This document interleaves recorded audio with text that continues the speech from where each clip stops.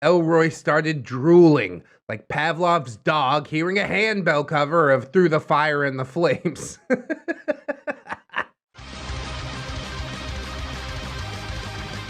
Hello friends and welcome back to ReddX, your source for the freshest daily cringe content anywhere on the internet. Promise, swearsies, it's just a fact, and it's totally science. Go ahead and look it up. Today we're jumping back into r/Tales of Neckbeards, bringing that old Irish pirate back in, a little bit more of that Star Wars Shenanigans, you know what I'm talking about? Me and Irish Pirate actually hung out a little bit the other day, playing some Viscera cleanup detail over on my Twitch, twitch.tv/DaytonDoes. I guess I'm gonna have to start including that in the disclaimers as well, because my plan is to start live reading some of these Reddit stories. So yeah, go follow me on Twitch. I think that's down in the description if that's something that you'd be interested in. That'd be pretty cool. But anyways, I guess we're not here for the Twitch plug. We're here for the story. So let's do that. We'll go ahead and we'll get some plugs and disclaimers out of the way, and then we will dive into some of this r/Tales of Neckbeards cringe.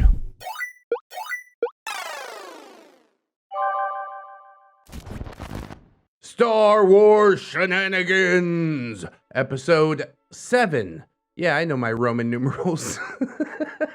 The Force user Quakens, aka Tabletop Gaming gone wrong. We got a really short intro this time around for some reason.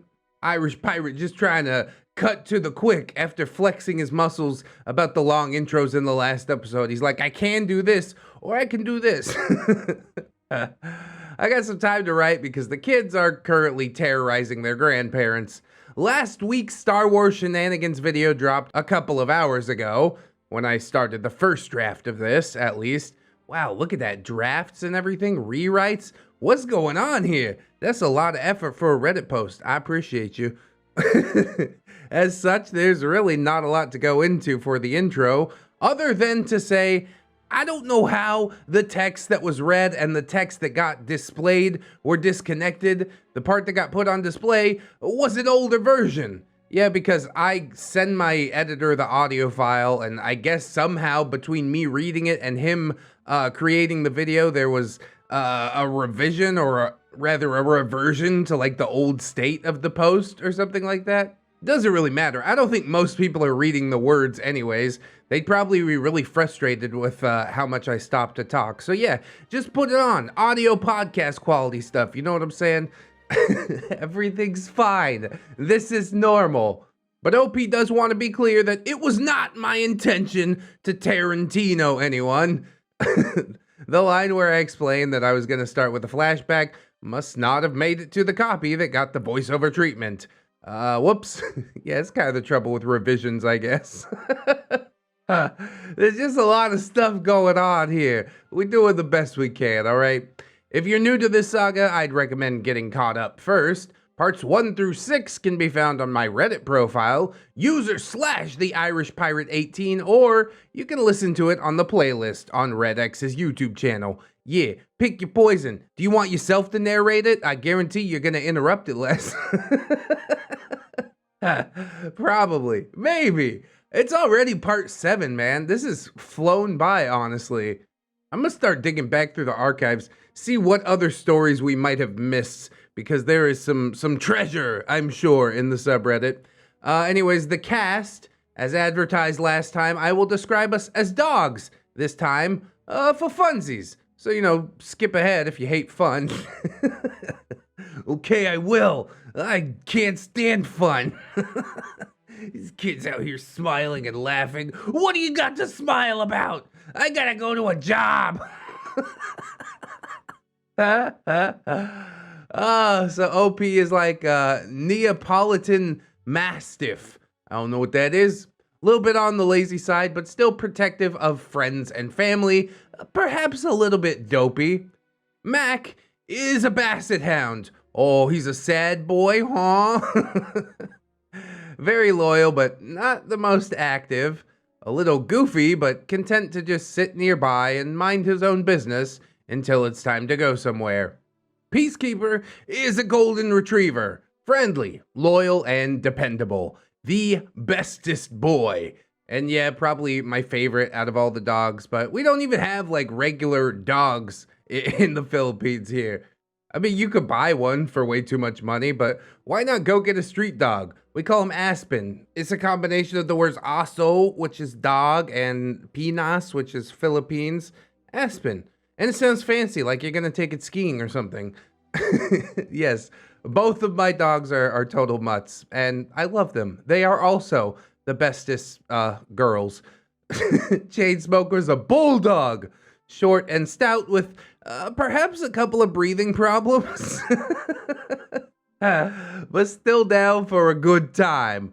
Gets along really well with the golden retriever. Bulldogs are also stubborn as hell, dude. But all right, Scotty's a Saint Bernard. What? Not a Scottish Terrier? Nah, cause he's a big boy. Friendly and always smiling. Very likely to bring you a small keg of brandy when you need it. Yeah, all those times that I go skiing with my dogs and end up in an avalanche. It's all coming together. Hal is a Jack Russell Terrier. Excitable and more energetic than all the rest. Likely to pee on the carpet if he gets overstimulated or if you forget to take him outside. Oh, come on. Hal's a good boy. I talked to him before. Don't infantilize him, okay? He's his own person, and just because he's got a little bit of spunk, you know, because he's young, that hasn't been beaten out of him quite yet. That doesn't mean he's like a baby boy. Don't listen to him, Hal. I know you wouldn't pee on the carpet. I would let you stay in my house as long as you want. You know, if you were a dog. HUTTBEARD is Cujo.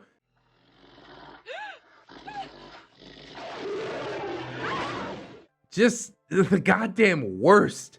A very bad boy with a fondness for puppies. Oh God, I hate HUTTBEARD. Elroy is a Chihuahua, small and annoying. Very yappy. I like the comparison in the last episode where it's like, HUTTBEARD's the one downloading CP on your Wi-Fi. Elroy's like taking a crap in your front yard or something like that. One is much worse, HUTTBEARD, and one is much more blatant, Elroy. So while I've been frustrated with Elroy more, like in the story, HUTTBEARD is just such a bad dude. Anyways, speaking of the story, let's get into it. The group was able to reunite after the ill-fated auction and Rachel, the droid's, transformation. Ferris greeted all his friends with all the kindness and compassion that he could muster. OP, you lot look like shite. Mac, we almost died, man. OP, well, that'll do it.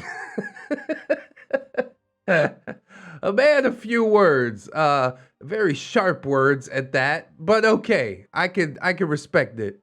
So with that warm, friendly reunion out of the way, it was time to get the hell off of that planet. Faster than a cheetah in a stolen car full of cocaine trying to make it across the border before Johnny Law catches him and puts him away for intent to distribute. He lives in a 3-strike state and he's got cubs to feed, man.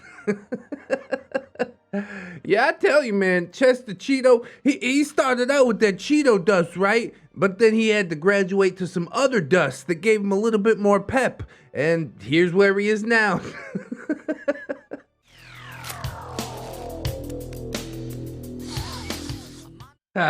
No, Chester, if you cook that up in the crack, never mind. Don't do that. We should all strive to live within the bounds of the law, right? Let's become a polite society, shall we? Yeah, good luck with that. The problem we encountered is that Elroy, if you recall, had cut a hole into the cargo ramp of the ship that we had locked him on. We were able to do a slapdash repair job that fixed it at least long enough to break the atmosphere. Yeah, I think once you get into space is the actual, like, really dangerous part, right? The hatch was held on with dreams and duct tape. Which, like the Force, has a light side and a dark side, and binds the universe together. God, I use duct tape for everything. I've also become a really big fan of spray adhesive after having to put up all these audio panels in my room. Duct tape wouldn't work for that, which is just the slightest bit depressing to me. But it's all happening now. So breaking the atmosphere was one thing, but if we tried to jump to hyperspace, our redneck rigged patchwork would fly apart, and we would all get sucked out faster than the star quarterback's baby gravy at the big games after party. Yeah, I was gonna say, and not in the fun way, but you got it. You're picking up what I'm putting down. Fortunately for us, the planet's moon had a small spaceport. Unfortunately for us, it wasn't used by the most savory of travelers. It was like the downtown Las Vegas Greyhound bus station before it got relocated during the pandemic.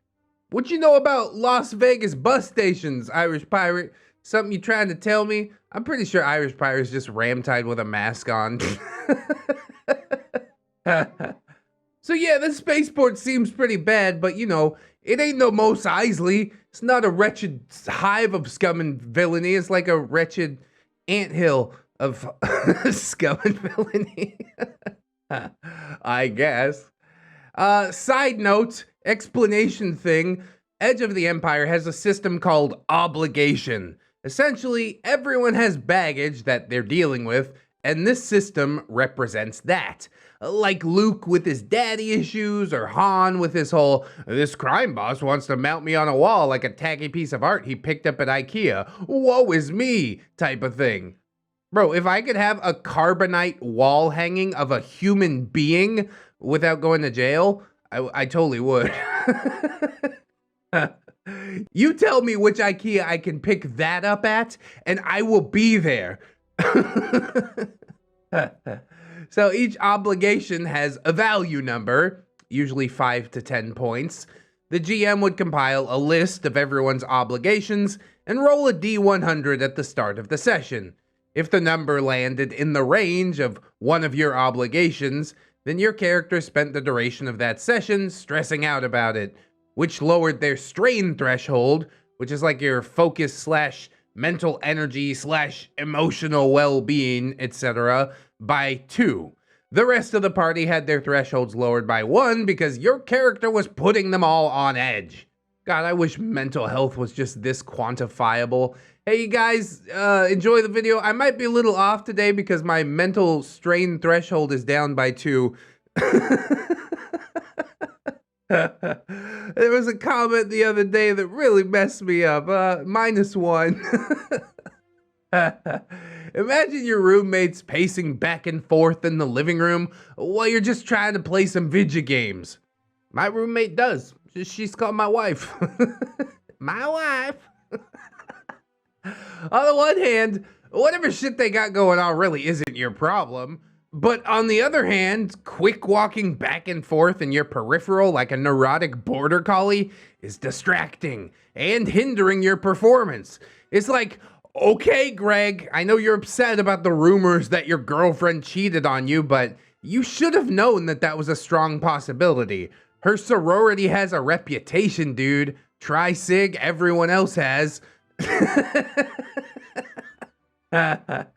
Ouch.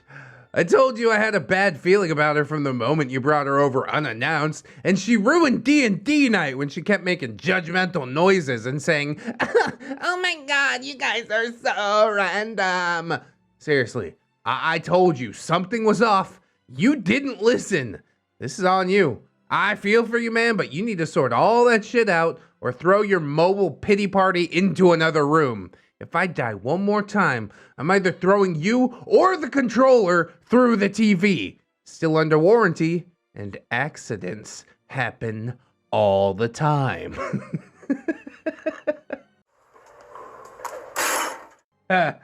Again, suspiciously specific. Yeah. Good luck with all that, Greg. Anyway. If the GM rolled doubles, 11, 22, 33, etc., the obligation came into play immediately that session. I guess like Boba Fett showing up chasing Han Solo around or something like that. Roll for initiative, here we go! So we got to the spaceport to repair our ship and parked next to a decommissioned Gozanti cruiser, an Imperial freighter with the ability to have up to 4 fighter craft dock with it. Think of it like an aircraft carrier that's small enough to have a Napoleon complex. Ha, 4 craft on board. Us little baby freighters. That's okay. One day I'm sure you'll grow up and become a real boy. Turns out that it was owned by a group of bounty hunters. And those bounty hunters were looking for Mac, or rather Mac's character, Nala. Mac's backstory for her included stealing a lot of stuff. Go figure. From the family that had risen to power by ruining hers. What followed should have been our usual response. Don't get me wrong, we murdered and we hoboed. But when the time came to pile back into our janky YT 2400 and clear the scene, Elroy decided to think out loud. Must he though? Elroy says, why don't we steal their ship? It's bigger, and you could dock fighters with it. Once we get my X-Wing, we could just park it under one of the wings. And I can hang out on the ship with you guys when you don't need it. How about you just stay in the X-Wing? You fly behind us like way back there. It's gonna be fine. I don't understand why he's so obsessed with the X-Wing either. He's like, the wings open up into an X shape. Isn't that cool? Yeah, I guess. Like, isn't any sort of spacecraft pretty freaking cool? But I guess while we're playing pretend, why not have the exact spacecraft that you want, right? So yeah, because if, or more likely when, HUTTBEARD decided it was time to turn a pumpkin into an X-Wing for him like the fairy fucking godmother, we wouldn't want to miss out on his company. Exactly. That is another of the main reasons to not steal this freighter. Why have Cinderella fly alone when we were mere mice that could save a bunk down the hall and get the joy in our fearless leader's funny pranks? If we didn't have to constantly check our pockets, things might get too boring. How many times does somebody have to steal something from you before it's like a fighting situation? You know what I mean?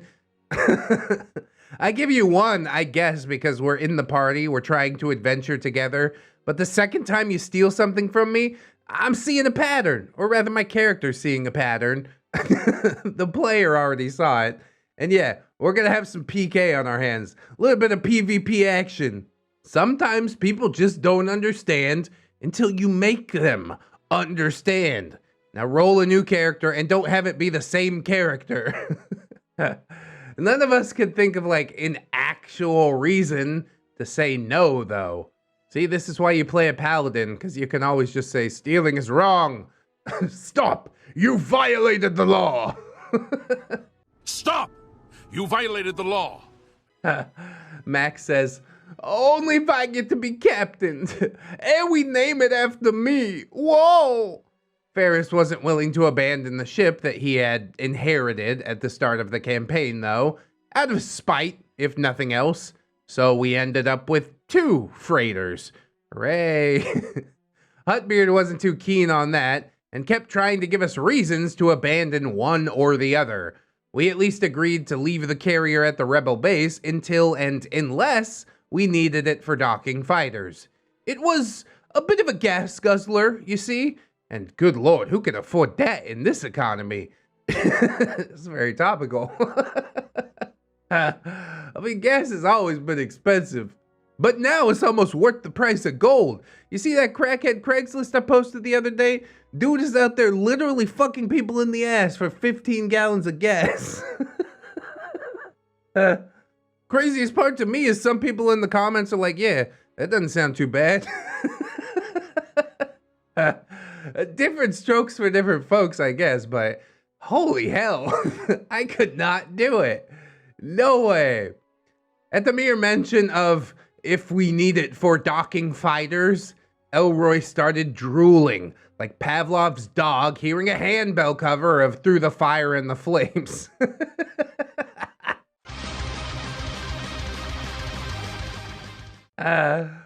Elroy definitely heard the "we need it for docking fighters" part loud and clear. He sort of missed the "if," though. Selective hearing. It's a big deal. Elroy, to the rebel major that we had been taking orders from thus far. Okay, we got them off. We're gonna get the information from her. And we have a carrier now. The smart thing to do would be to give us an X-Wing or two to make use of it. Rebel major. I told you once before, I'm not authorized to just give him away. Once you rescue the general, you can ask him for one. Elroy. But if we had one now, we might have an easier time rescuing him. Let us at least borrow one, and we can figure out whether or not I get to keep it after the general is back. I said no, and I meant no. This is a command, not a debate. Although, OP points out, it was a rather compelling argument. Yes, but the major is the major. Don't ask me questions, Private. Finding Elroy to be 100% trustworthy and not at all likely to just steal the damn thing rather than just, borrow it, the major agreed. HUTTBEARD kissing Elroy's ass again.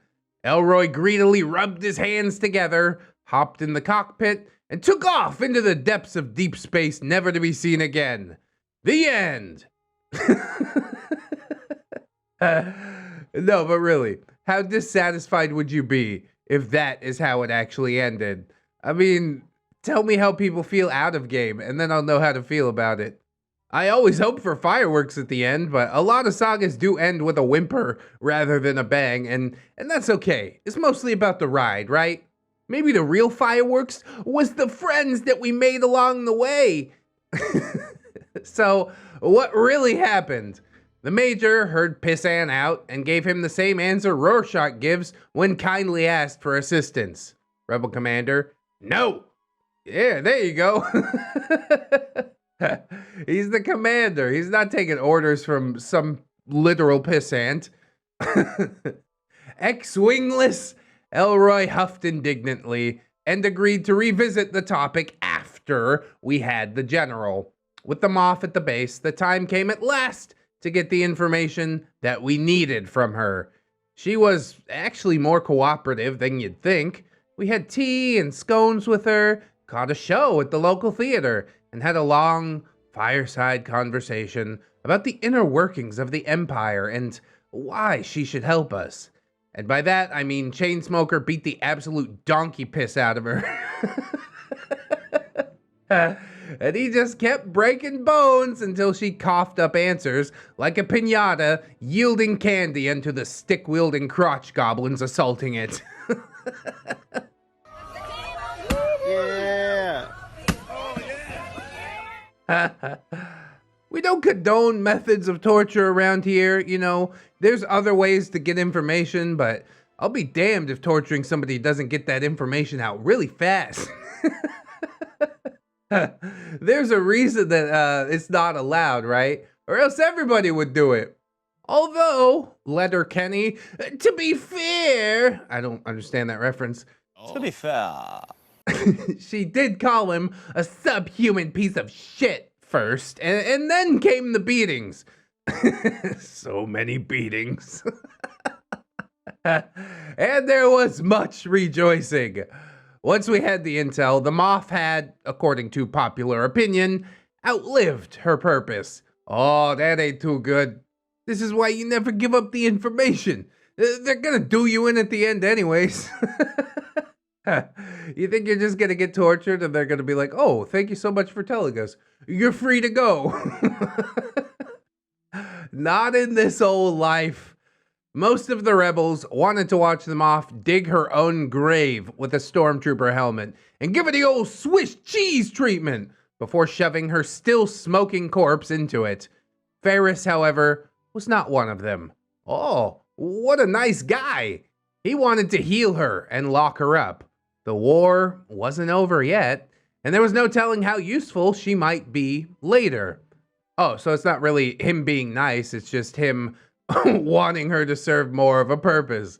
It's a smart move, all things considered, unless she escapes or something like that. But here's the secret. You just feed them really small amounts of food so they don't have the energy to try and make escape plans, right? That's what we do with the beards back at the lab. I mean, the test subjects are fed and cared for completely. He agreed to forego his portion of the reward money, taking her stay of execution as payment instead. As Chainsmoker was washing her blood off of his hands, Ferris went to her with his medkit and patched her up. He even did some pro bono facial reconstruction surgery while he was at it. Scored a triumph even. Look at her. She's even prettier than before. Wouldn't you hate me to put a blaster bolt through this nice new face I made? Now stay right here and cooperate. Or else. HUTTBEARD spun that as Ferris, making her even more attractive than she had been to start off with. What a swell guy, that blue-skinned medical marvel man. All hail Space Jesus. Yeah, he's doing big things in Imagination Wonderland. But do you think the moth is grateful? No, she's still trying to escape. Boo-hoo, you broke all my bones. She repaid my kindness by spitting in my face. I swear I haven't read this story before. I just see where it's going beat for beat. It didn't exactly cover the copay on her insurance claim, but Ferris could wash it off at a basin perched atop the moral high ground. While shouting, OP, a fine thank you that. Your face looked like it had caught fire and someone put it out with sandpaper even before he hit you. That kind of ugly glowed in the dark, you horse-face bint. Horse-face bint? I don't know if we can say that word. What does that word mean? I shouldn't say words I don't know what they mean. Bint is a contemptuous term used to refer to a woman or girl. Wow, that is specific. I know another word that ends with blank blank NT. This word kind of makes me uncomfortable. I'm going to shuffle it into the vocabulary until somebody yells at me for using it. Next time they break your nose, you can fix it your damn self. I don't even know what accent OP had when I was reading that, but it doesn't matter. We're moving on. Our ugly duckling had informed us that the planet that they were holding the general at was in a nebula that could not be safely navigated without the proper coordinates. It was a blind flight through an obscured asteroid field, and the Empire closely kept the secret of how to safely make it to the center. The nebula had been discovered and successfully mapped a century ago by a renowned explorer. He had been buried with artifacts from his discoveries, including a data pad with instructions for how to move through the massive space cloud of death. We just had to find and explore his family catacombs on his home planet. Did I mention that he was from Alderaan? Yeah, didn't the Death Star blow up Alderaan? Okay, well, that's that, I suppose. I thought we were going to have a nice Skyrim-esque catacombs adventure, but things can never be that easy. So what are you going to do now? A realistic group would say, I don't know, well, the general's just kind of fucked then, huh? But we were optimists, or, you know, extremely desperate to shut Elroy the hell up. Elroy, but if we don't save him, then I'll never get my X-Wing. Yeah, that's what this whole adventure's been about. Getting you an X-Wing. Can we shove him out the airlock or something? Jesus Christ. Mac, she said the information is on Alderaan. There is no Alderaan, man. Elroy, but like, they buried him, right? What if it was in like a vault or tube or something and it's on one of the asteroids? Yes, let's spend the last 5 decades of our lives looking for a tomb that may or may not exist on one of these thousands of asteroids. Come on, man. Let's go home. Let's have a beer. Forget it. In that moment, Elroy was a well-used but unbroken pencil. Dull, but not without a point. I would argue that fact, man. How many thousands of asteroids come from a planet being blown up? You think you're gonna find one that happens to have segments of a tomb still left on it? I don't know, man. All I'm saying is I got better ways to spend my life. Maybe there's a scanner or something like that that can detect it, but seems like a niche chance. Do you realize how big space is? Anyways, we came out of light speed on the outskirts of the asteroid field and weaved our way through the broken bits of planet, but our scanner's range was so limited that we might as well have been going chunk to chunk like Saturday morning Jehovah's Witnesses. That's why I always answer the door naked, right? And then they're like, do you know our Lord Jesus Christ? And I'm like, yeah, he's hiding from me in my house. Come on in, help me find him. It's a Robin Williams bit. We did, however, eventually find the asteroid that we were looking for. Oh, what are the chances? Minuscule. It was large enough to land on, so we donned our envirosuits and made our way to the vault's entrance. It's not gonna go well. A little bit of catacombs exploration on an asteroid. Oh, this is next level. The vault was a massive mausoleum. Lots of alcoves and coffins set into the walls. We decided, stupidly, to split into 4 groups of 2 and explore. Me and the droid, Mac and Scotty, Chainsmoker and Peacekeeper. Delanus was the new guy, so the universal laws of seniority said that he got stuck with the shit end of the stick. Elroy. That's smart. He's new, so we should definitely put him with the strongest member of the group. No, Scotty already had a partner. In character, Hal's character had no frame of reference for how annoying Pissant was. To Hal's credit, he played into that and didn't let his real-world opinion of Elroy inform Delanus' attitude. I was gosh darn proud of that little fella. Now that is some commitment to roleplay. Tip of the hat, not a fedora. We all rolled percentile die to see if we found the right tomb. HUTTBEARD said there were 100 different ones that we could check in this section of the vault, so until and unless someone rolled the exact number, we were all just kind of wandering around. Elroy and Hal rolled a number, and HUTTBEARD smiled, shuffling around behind his GM screen. Uh-oh. That's never good. Maybe he was getting some notes for us. Maybe he was going to bring out a puzzle for us to solve. Maybe he was just, jerking his gherkin to something that he found in the "you should be ashamed of yourself" aisle of the dark web superstore. Oh, God. We don't... Oh, please. I've seen too much of the dark web already. I'm never going back. Next time I call Facebook, Twitter, YouTube, anywhere on the internet a shit show, just remind me that the dark web exists, and I'll be like, oh yeah. That's the show you really never want to see. There's also a lot of banal crap there, but every so often you will run into something that you can never unsee. Please stay off the dark web. This has been your PSA for the day.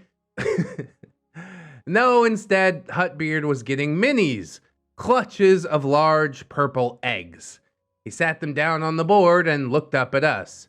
HUTTBEARD to Hal and Elroy. As you wander down this corridor, you see a caved-in section and a clutch of wet, purple eggs. Wet eggs. Okay, well that detail should be a tip-off to anyone with some common sense. Old eggs are not wet. That is a quality reserved strictly for the freshly laid variety. But guess what Elroy did? No, really, guess. I'm gonna give you some time to think it over. Jeopardy music. I think he stole the eggs and put them in his pack, and something got real mad and came and tried to kill them both. Boom, boom. All right, got your guess? Here we go.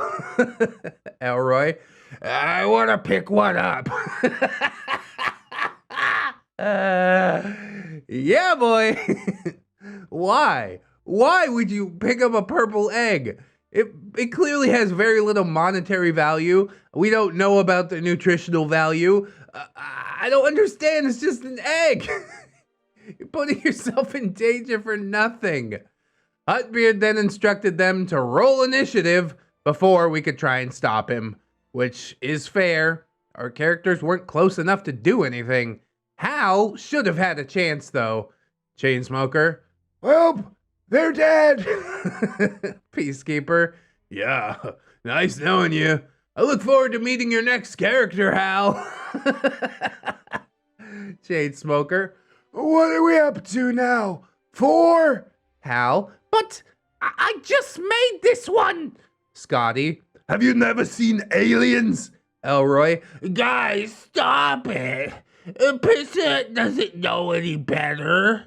I'm just doing what my character would do. Yes, the excuse to end all excuses, I suppose. Whatever, bro. You want your character to drop dead? Spend some time rolling up a new one? Go ahead.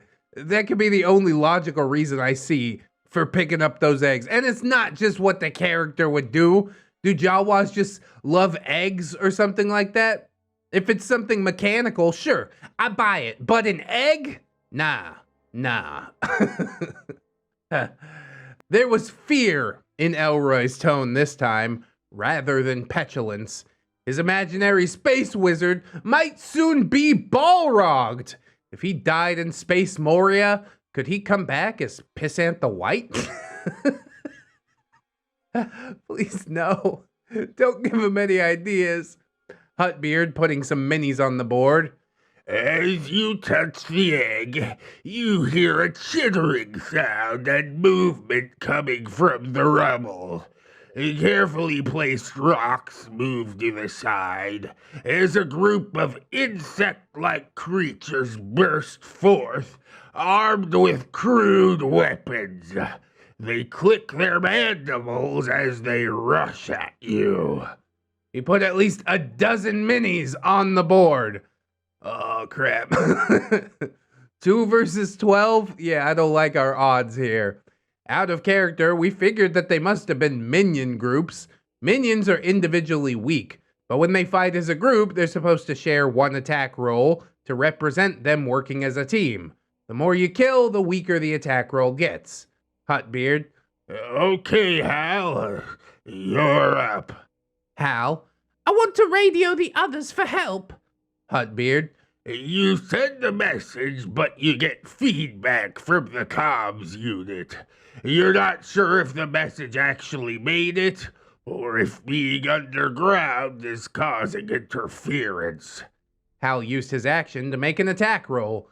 He scored a hit and rolled a decent amount of damage. One attack dropped a couple of those insect things. Yes, indeed, minions. 2 characters might have a hard time with it, but they could pull it off. If they work together. If. HUTTBEARD. Okay, Elroy.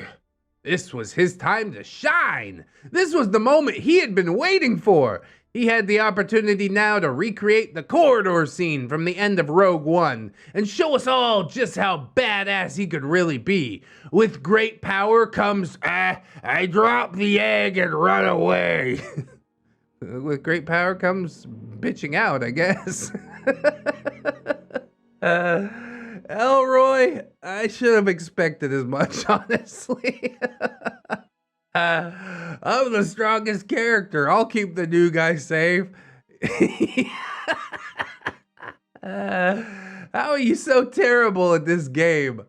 Good God. like a neckbeard at the University Gamer Club's LAN party that talks shit to the stranger rounding out his League of Legends team's incomplete roster, only to have the subject of his rant stand up mid-match to come ask if he felt inclined to repeat himself offline. Yeah, keyboard warriors and whatnot. We all just looked at Elroy in stunned silence. Hal, wait, you're just leaving me here? Elroy, Well, he said that we don't know if the message went out. We're gonna need help. I'm gonna go yell for the others. but that is not what he was doing at all, is it? He traded his action for a second move and was able to just sprint away from the fight. He could have at least attacked something and made a slow withdrawal, but that wouldn't have maximized his chances of survival, you see. You don't have to outrun the aliens, you just have to outrun your friend. It's so awful. Hal's character's dying just seems to be the recurring theme. You're so attached to your space wizard that you can't even help your friend out if it looks like a fight that you might lose in any way ever. But yes, HUTTBEARD rolled some dice. He took Elroy off the initiative board and said that he would let us know when Pissant had found us. In the meantime, Hal had to fight and retreat by himself. In the end, he tried so hard and got so far, but in the end, it didn't even matter. A little bit of Linkin Park thrown in there, yeah, I'm with it. That album was my whole 2000s, and then I was like, surely they'll make another album. Nope, they just remixed everything until I completely lost interest. But that one album is pretty good, though. And yes, Delanus dropped. Hal was a little bit upset. He hadn't even made it through a full session with this new guy. That does suck really hard, dude. His last character was retired, though. But indeed, this will be the fourth character that he has to roll up for this game, and I would just be far too frustrated at this point to continue. They're like, you know what, guys? Actually, I think I'm just gonna stay home and watch some Netflix. Smoke a bowl of weed. That sounds like more fun. Side note, after starting this recollection of the Elroy saga, I started GMing my own Edge of the Empire campaign. Scotty and Mac both have schedules that have kept them from being able to join. Anyway, Hal's character almost drowned in 3 feet of water within 5 minutes of starting the campaign. Literally, it was a standard difficulty check to walk across some rubble to cross a small pool of water.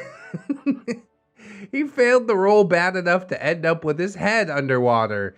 He kept failing the simplest of rolls to just stand back up and ended up saying, Hal, are you shitting me? I'm gonna die in a kiddie pool right off the bat.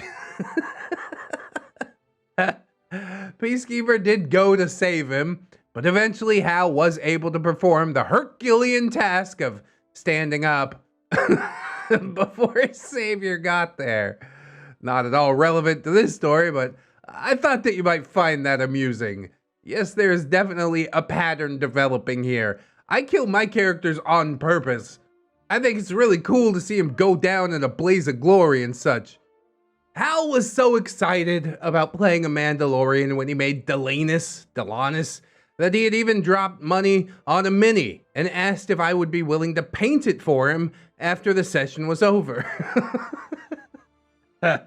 Roll another Mandalorian, I guess. Delanus, doesn't matter. Not gonna work here anymore anyways. Not gonna work here anymore anyway. It's an Office Space reference. He shook his head as he watched HUTTBEARD sweep what could well be a short-lived investment off the board. Oof. Elroy found us and we navigated back to where he had left Hal after yelling at him for abandoning him. Elroy, There were too many to fight alone. Mac, first of all, you guys weren't alone. Chainsmoker, not until Elroy ran away at least. Mac, second, the minion groups, man. There's supposed to be a lot of them. Think about the movies, where a small group of heroes take on legions of stormtroopers. Minions are there to let us cut down a lot of enemies and make our characters look badass. Whoa! Elroy, You don't know that they're minion groups. Peacekeeper, yeah, we do. He only got one attack roll and it killed more than one of them. You don't carry any damage over to another target unless they're in the same minion group. Elroy, Well, I didn't know that. Chainsmoker, you've got the rule books. And he points at him. Right there. Mac, have you read anything other than the 4 sections? Elroy, Guys, stop yelling at me. Pissant wouldn't know anything about minion groups. He would just see a lot of enemies and decide to run. I'm just doing what my character would do. oh God, he said it twice. Please, no, not again. A world-ending event happens if he says it 3 times. Scotty, your character keeps saying how strong he is and acting like he should be in charge. Either he's full of shit in-game, or you're not doing what your character would do. So which is it? Ooh, the confrontation's coming. Elroy, You don't know how he thinks. He had his reasons, okay? yes, a handful of very vague reasons that I can't elaborate on right now. Okay. Yeah, cowardice. That's the main reason. We kept arguing until our characters got to the egg corridor. The insects were gone, and so was Hal. We cleared the collapsed tunnel and discovered that there was more vault to explore. This part, however, was populated. Heavily so. By creepy crawlers? By creep-a-crap-a critters? We were greeted by a welcome wagon of over 100 insects. It's like showing up to a hill of giant ants with a truck of sugar. You have their undivided attention, but it might not end diplomatically unless you consider, oh God, please stop, that's my leg, I need that, to be words of diplomacy. Which they're definitely not. But honestly, you can have my legs. Take them both. I want to get cybernetic legs that let me jump over a building. Wait, this isn't Shadowrun or Cyberpunk or whatever other tabletop. This is Space Wizards. Out of character, I knew what they were from the moment that HUTTBEARD had described them. The first question was, does Ferris know what they are? OP, I want to make a xenology check to see if I know what Killiks are. And I got a triumph on the check. HUTTBEARD, You don't just know what they are. You actually wrote a dissertation about them in one of your xenology classes in med school. You know everything there is to know about them. OP, okay, I ask if they have any joiners that I can speak to. Killiks have a hive mind, and they can communicate to one another telepathically. But to speak with outsiders, they need sentient beings which they've captured and altered. Once the joiner transformation was complete, this being would lose all sense of independent will and become part of that hive mind. Think of it like being initiated into a gang, only instead of having the shit beat out of you, they pump you full of their pheromones. Which sounds worse, honestly. I personally would prefer a round of excrement ejecting pugilism. Yeah, I'm with you, dude. Keep your pheromones away from me. You can imagine then how we felt to see Delanus emerging from the crowd. Oof. HUTTBEARD as Joiner Delanus. This one isn't complete, but we can speak through him. Hal. What? Dude, so I do need to make a new character? Again? HUTTBEARD. Not yet. Just wait. OP. Can you maybe not complete him? HUTTBEARD as Joiner Delanus. Are you willing to take his place? You know, he had a good half-session run. Hal can explore some other options now. I hear assassin droids are fun to play. I can help him draw up a nifty HK unit. OP is Ferris. No, but I could offer you some other options. Peacekeeper. Oh god, he's gonna pull a Hal on us. Hal. Hey, he's not Gar. OP is Ferris. We're at war with the people that once destroyed your world. We can help you settle on a new one. A safe one that no one else will find. But you'll need to help us with something there. They agreed to only leave Hal partially joined. They said that he would still be able to operate on his own and have his own will, but they would always be able to speak with him. He was like a long-range walkie-talkie now. It's better than nothing, I guess. Congratulations, you're now a schizophrenic with ants in your head. Actually, I am gonna roll a new character, guys. Sounds good.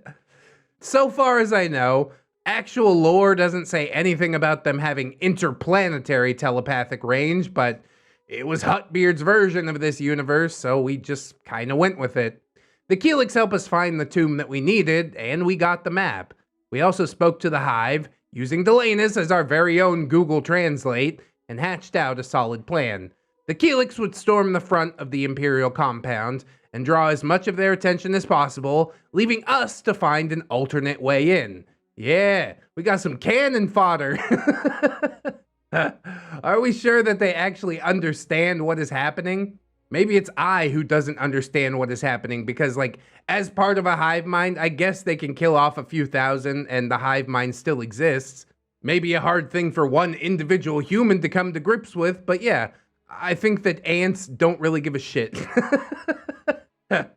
They do what must be done. They said the attack would require a special variant of Keelix, though. Tank-sized monstrosities with steel-hard chitin and horrifically strong mandibles. Why don't we all get to be the special variant? I don't want to be a regular ant creature, I want to be a monstrosity. We agreed to it because it seemed like there was no way in the world Prometheusing an unattended planet full of sentient psychic ants capable of creating their own Bruce Banner bugs could ever bite the universe in the ass. This is a solid plan with absolutely no repercussions, right? Right? Yeah, whatever you gotta tell yourself. The only way to create the Formicidae fuck-offius would be if we brought the Keelix something to add to their nectar. They said there was once a type of medicine that the humans on their world used before the Bacta was invented. If you don't know what Bacta is, Luke had a bath in it after the Wampa attacked him in The Empire Strikes Back, and Boba Fett sleeps in a bed of it for the first few episodes of his Disney Plus series. If you don't get those references, I don't know why here. Elroy, he's not that neat, even as a beard specimen. Go watch some Star Wars. You can't make me. We don't even have Disney Plus in the Philippines. Chew on that for a little bit. Gotta boot up my VPN, and I bought Hotspot Shield as my VPN, which is like the worst possible, slowest thing ever. Never ever do it. Which brings us to today's sponsor. No, not really. I'm not shilling for anybody yet. I definitely know that I ain't gonna shill for Hotspot Shield. Anyways, Colto was an organic healing compound that could only be harvested in specific places. Bacta could be manufactured anywhere, and that kind of availability killed the Colto industry, not unlike video unto the radio star. We can't go back, we've gone too far, or something like that. After graduation, Ferris had become a university professor, and in studying Colto, he developed a theory that it could be more effective than Bacta if it was properly cultivated and refined. One of his academic rivals at the university, however, was on the payroll of Big Pharma, Space Pharma, Galactic Pharma, the biggest pharma. Even a long time ago in a galaxy far, far away, shit like that inevitably reared its ugly head. Ferris's rival had sabotaged some of his experiments to make him look like an idiot. Ferris was laughed out of the academic world, lost his job, and never finished his research. Bro, you need to get back at that rival. You can't just let that go unattended. I demand revenge. The only job he could get after that was working at a small-time hospital at the ass end of nowhere until his piss-poor attitude sent him to the unemployment line. Or it would have, at least, if Mac and the others hadn't caught him on his way out of the building. Why is any of that relevant? Because the Selkath, natives of the Kolto-producing planet Manaan. What? Manan. We're gonna go with Manan. Hadn't maintained a large-scale harvesting operation in centuries. But if someone was able to convince them that it could be profitable again, they might be willing to provide a few barrels of it, or a few hundred. But to convince them, Ferris would need to get his old research data from the university. This was to be a use your words, leave your weapons at the door affair. But we saw how well that worked out last time now, didn't we? Just leave Elroy in the ship. Let him cut it open and be late again. You got the ship prepared. Everything turned out fine. Anyways, now we are into our parody song. Panic at the Disco. I write sins, not tragedies. Bro! Fall Out Boy and Panic was like my whole 2005, I guess. I didn't like the next album they released, but the first one I heard was a freaking banger. So yeah, I know this song. Cool.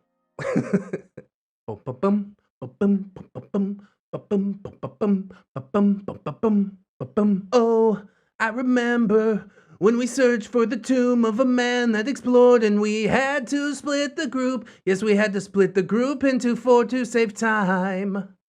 Oh, I wonder what this is. Oh, I wonder what this is. Says the Jawa to the Mando. You should leave that weird egg there on the floor. I chime in with a haven't you people ever heard of? Don't touch it if it's not yours. No, you're more likely to pick it up instead. Run away, I guess, and leave your friend to die. I chime in. Haven't you people ever heard of saving your friends in war? No, you're more likely to save yourself instead. So just run away. And that's all we get. The song goes on for much longer, but I'm glad that that's the parody. A little taste. Let Irish Pirate know if you need the full version. I might. I tried to go for a syllable to the best of my ability parody, but there are parts of the song where the syllables are strung together so fast that it was a bit difficult to write, and I'm sure to sing. I think I got it in like 2 to 3 takes or something like that. With my parodical nonsense out of the way, and piratical nonsense, you see what I did there? We are now nearing the end of the Elroy saga. I'm gonna try to keep working on the next couple of pieces at a faster pace. I honestly don't know what to do next. I had started a Neckbeard series called Fat Bottom Beard, but I guess I'll give a few other options at the end of episode 9 and see if anybody has a preference. Edit, there are also some stories from the game store that didn't involve Elroy, but they were just a smattering of other beard encounters. I might do a smaller saga called The Beardalorians. Man, Irish Pirate really likes Star Wars. That's what I should have asked him about on stream to get him going. Oh, did I mention I have a Twitch stream at twitch.tv/DaytonDoes? You should join us sometime. Great plug, great segue. Good job, everybody. So until next time, edit. Actually, I'm not going to be able to finish Elroy out in 9 parts. I thought that I could, but storyboarding and word count estimates based on previous parts make it look like that's not going to happen. I'm going to take a small flashback and skeleton crew session off into a side story, Solo Fight, a Star Wars Shenanigans story. Oh, it's based on Solo, that movie that has Solo. Did anybody see that? I didn't. So yes, while I'm not as into Star Wars as your average bear, I definitely do enjoy the story, just for the beards themselves. I do get some of the Star Wars references, but there is a lot of Star Wars stuff out there now. Thank you so much, Disney. Used to be just 9 movies, and now it's like, oh, we also got these side movies and this sideshow, which I guess is good, because surely there are plenty of other interesting characters in Star Wars. Let's just make sure we never do another Star Wars holiday special, shall we? Pinky promise. Maybe Jawas are kleptomaniacs. I really only pegged them for going after like droids and stuff like that, but if that's how the lore goes, then that's how the lore goes. And maybe indeed Elroy was doing what his character would choose. See, I didn't say the whole thing because I don't want to end the universe again. It's strange to consider that he might actually be thinking this out and doing the thing that his character would choose to do on purpose. I said it twice now. Gotta be careful. But yeah, he probably knows at least a little bit more about Star Wars than I do, so maybe it is what his character would do. Oh crap, I said it! No! Woo, we're back. We made it just in time for the outro. Good. Right on time. Thank you guys as always for watching. I hope you enjoyed this episode. If you did, I hope that you'll like, comment, and or subscribe. Maybe share the video around. I would appreciate that a whole heck of a lot. All kinds of links in the description. Plugs, playlists, podcasts. One of those new plugs, as long as I remember to add it, the Twitch that I've mentioned 3 times now. Luckily, the universe doesn't end if I mention it 3 times. Because I'm going to do a lot more than that. We also got my social medias down there, Twitter, Discord, Facebook. Come on through, say hello. We've also got my gorgeous, wonderful, beautiful, generous patrons, whom I would like to thank as I do every episode. So thank you. Classy Trash Panda, Robert Waits, Camille Sarah, Roxanne Wolf Simp Jerry, Conrad Ingy, Mawire Jerry. Hey, ReddX, tell Landlord Jerry that I'm a big fan of pasta. Go ahead, send Tommy Lasagna. Oh, you want to mess with Tommy Lasagna, I'm telling you. He gonna mash you up. Captain Cloud Jerry, Destiny Piper, Aaron Jerry, Twisted Child, Broken Logic, Esteban, For Old Lang Syne, Ireri feels unwanted but keeps on fighting anyways. Keep doing it. You can make it. Silent Revolver, the original Jerry, Tick Jerry, yeah, that's a new one, or just change his name. Jerry's Kitsune Satori, a jury of jubilantly juggly Jerrys, a Justy Jargonian Jerry, nailed it. Aspen XO, Assassin Pug Jerry, Bang Bang, Aurora Wildheart, Grizzly, Baby Jerry, Bailey Joy, Bearded Jerry, Bitch Gremlin, Blade the Hero, Blip Bloop Jerry, Catholic Jerry, Commander J Tank, Confederate Jew going to the Ukraine, Dennis Dayton, Dinosaur Nightlight, Disposable Waifu, Dr. Larks, Emergent Jewel, Eastbars 50, Frozen Over Studios, Fire Drake, Gypsy, Hey Dream BR, Hey Beautiful Tinder Jerry here. You left me on red after I showed you my mall katana. Was it too small? Mall ninja shit. I can't help falling in love with Jerry. I'm Slim Jerry, yes, I'm the Slim Jerry. Oh, you other Slim Jerrys are just imitating Irish pirate. The Jerrys are always after me Lucky Charms. Irradiated Jam. Itchy Nuts, just scratch it, bro. A pimp named Jay Crisp, J.M. Coon, Jerry Blacktail, Jerry Nice, Jerry Evil, Jerry the Outlaw Mother Trucker, Hong Kong, John Hero, John Jerry, Jingleheimer Schmidt, KJW, Kajow, Crewhee, Landlord Jerry. These rent collection escapades are getting more expensive than the rooms. May need to increase my rate. Everybody else is. Legitimate Girth, Ms. Monday, Lord Jerryo, like and subscribe. Milady Nix, Melgar the Destroyer, Metal Factor. I'm getting nervous. I'm gonna have to sell my ReddX tees if Teddy coins and marbles don't stop dropping. Imagine if I mint all of the thumbnails as NFTs. Ha! Needless King 89, Nightmare Jerry, Origami Steve, hit Jerry with a bag of marbles after catching him cheating with Tom, Paragon Soul, Phantom of the Pines, Princess Jerrykins and Jerry Beth, Queens, Quaaludes, and Quagmires, Giggity, Ramtide Lacrimates, Rose Jerry Miller, TSM Kirby, Sarita the Lolita, Saucy Octopus, Scarlet's Coven, Sergeant Gaycock, oh god, don't do that. Sergeant Gaycop, a bringer of the law, Silo Imp, Stephanie Goodner, Synaptic Boomstick, Brilliant Tamago, Tapioca Boogaloo, Tato Ferret, 10-Ton Monster, the Italian Greyhound Dino, the Littlest Who, the Tiniest Void. Wow, it's so small. The Marble Jerry, no substitutions. Okay, maybe one substitution, because they were hung over there one time, but that's it, for reals. The one Trufusky, trying to find the marble to get back to the real world. You probably don't want to blow into that balloon knot. That balloon knot blows back.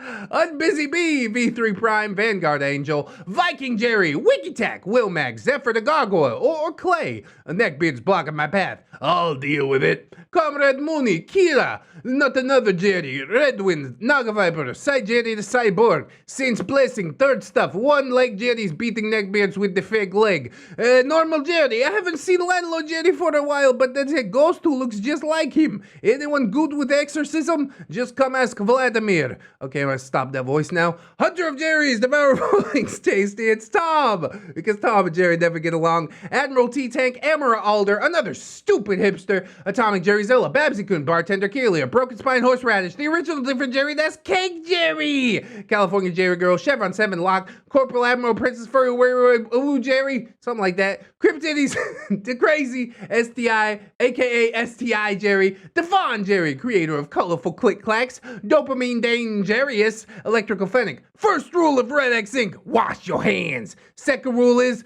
do not talk about cutting boards. You can also wash the cutting board while you wash your hands. Never mind. Ghost of Alpha! God damn it.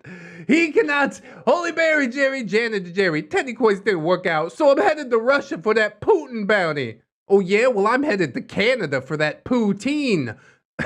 God damn it. Jeffrey, Geralt of Rivia. Jerry and Tom versus Happy New Year's, Weeaboo Apocalypse. Jerry the Sussy Baka. Jerry's mom has got it going on. Check out the mustache on Jerry Aldo Rivera. Jerry Roxas. Jerry Role-Playing Game. Judge Jerry and Executioner. Keaton Tales. Kid Marvelous. King Tom. Kitzikin. Life of a Guardian. Little Ann Woods. Lucia Lovecraft. Machia. CD. Maybe next time Milk-Fed Gimp. Miss Duchess. Not Invisible Angel. Patreon has more than one Royal Jerry. Are you sure about that? Raptor Art. She's my Jerry Pie. Cool drink a Mountain Dew. What a big surprise. I just throw it in there. It doesn't actually say that anymore, but I still want to sing the whole thing sometimes. Snary, that's Snom Jerry. Spoonie the Rogue, Spoopy Scary Jerry Ton is relevant all year round.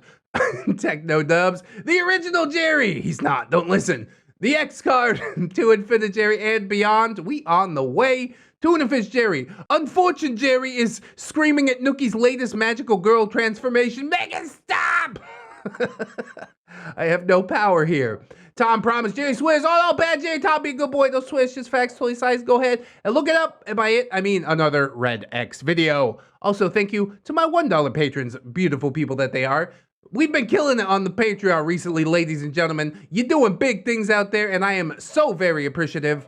If anybody else could sign up, I mean, I would appreciate that as well. But if you can't do it right now, don't sweat it too hard, friends. I just appreciate you coming on through, hanging out with me, and I hope that you'll come on back and hang out with me again tomorrow. In order to do so, you need to keep yourself safe out there. Wash your hands, but also take some time out and do something that you personally enjoy today. Maybe like watching some more ReddX videos. It's a good idea.